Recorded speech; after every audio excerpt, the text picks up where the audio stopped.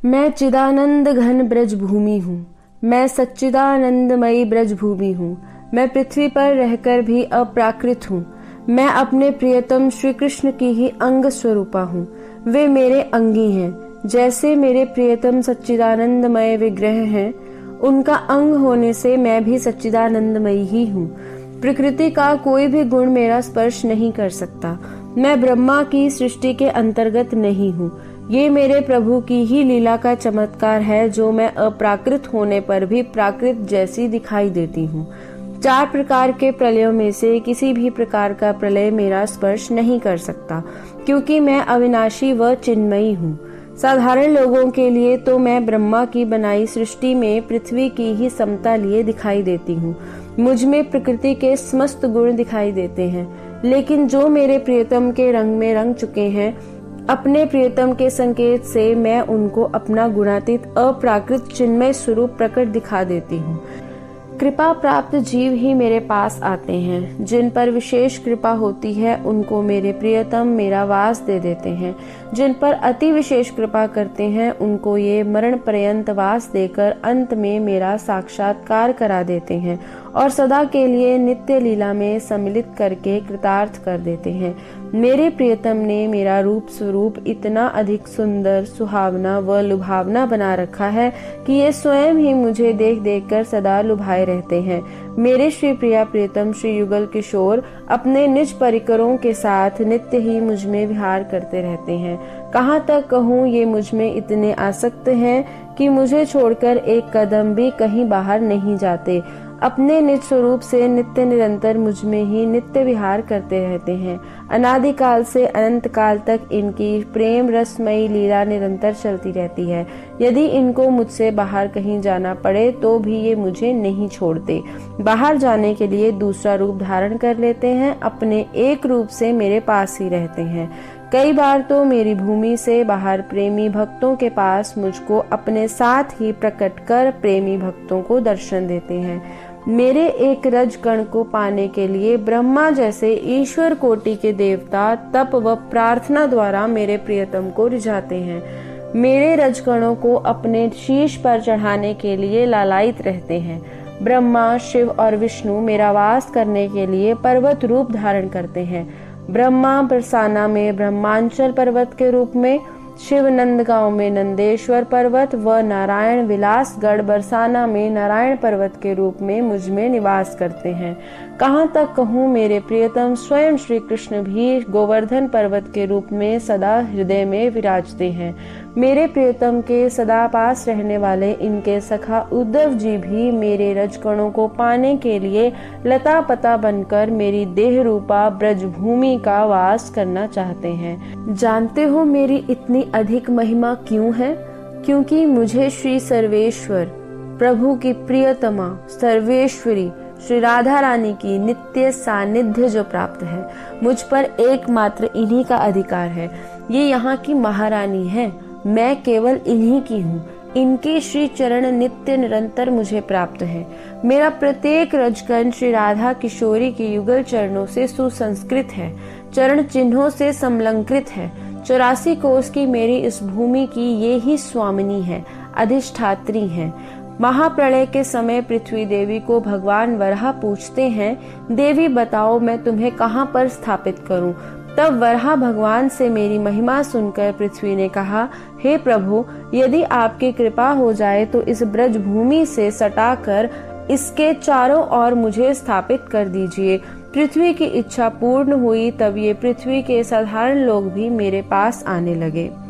अपने प्रियतम की इच्छा जानकर ही मैंने अपने वास्तविक स्वरूप को साधारण लोगों की दृष्टि से छिपा लिया और अपने आप को पृथ्वी के ही समान प्राकृत दिखाई देने लगी।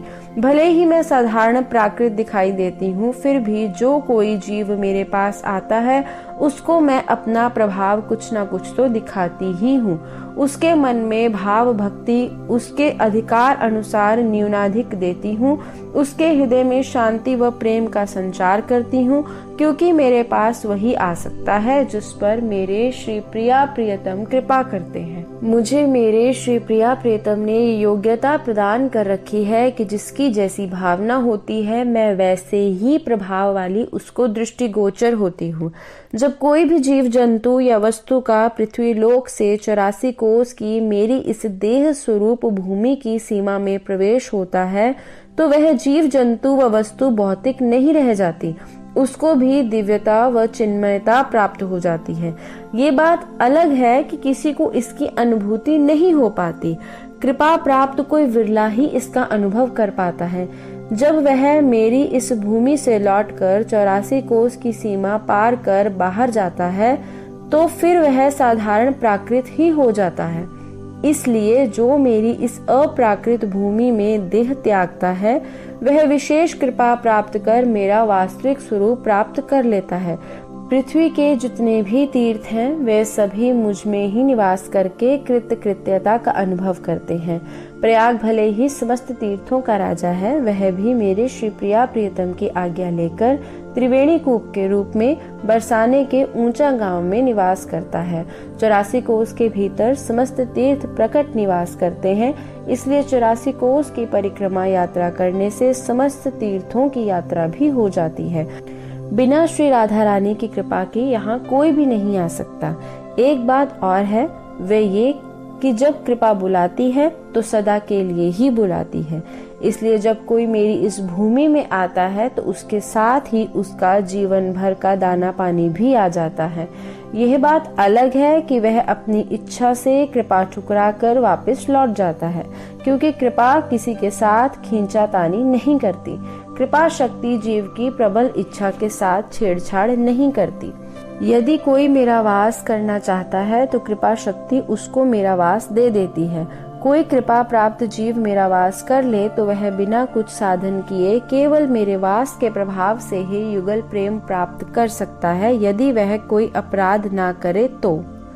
ब्रजवास करने वाले को मैं धीरे धीरे अपने प्रभाव से अपने श्री प्रिया प्रीतम के योग्य बना देती हूँ।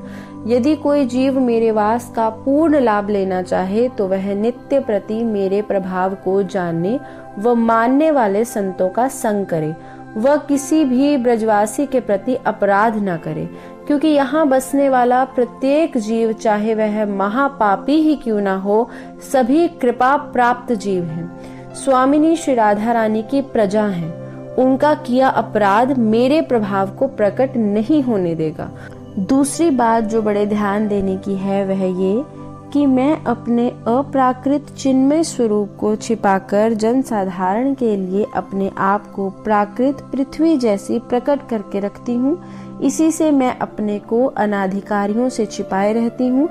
इसलिए मेरे इस प्राकृत पृथ्वी जैसा दिखाई देने वाले रूप को देखकर किसी प्रकार का कोई अभाव न करे, ना ही निंदा करे, नहीं तो अपराध हो जाएगा। मेरे और मेरे वासियों के प्रति सद्भाव रखते हुए जो जीव यहाँ निवास करता है वह एक न एक दिन अवश्य मेरा साक्षात्कार करके नित्य लीला में सम्मिलित हो जाएगा, इसमें कोई संदेह नहीं है।